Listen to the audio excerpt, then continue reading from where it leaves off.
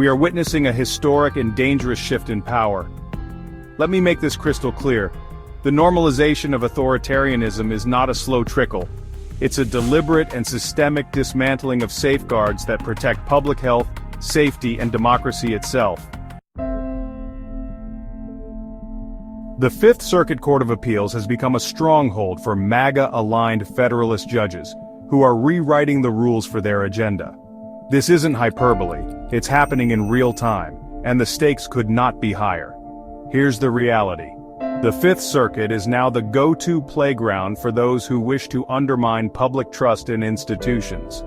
With approximately half its judges appointed by Donald Trump, it has emerged as a pipeline for cases that roll back protections for everyday Americans while empowering corporations and extreme ideologies. This is why cases from this circuit dominate the U.S. Supreme Court's docket more than any other, because it aligns perfectly with the interests of those dismantling regulatory protections piece by piece. Take the Chevron Doctrine, a precedent that stood for 50 years, which required courts to defer to experts in regulatory agencies like the FDA, EPA, and OSHA. This doctrine ensured that scientists and specialists, not politically motivated judges, were the ones making decisions about public health, clean air, and food safety. But in the recent Loper-Bright decision, the Chevron Doctrine was gutted. Now, unqualified judges, many of whom have no scientific or regulatory experience, get to decide how these agencies operate. Here's why this matters. Almost immediately after this precedent was obliterated, the Supreme Court agreed to hear a case involving candy-flavored vapes being marketed to children, a case out of, you guessed it, the Fifth Circuit.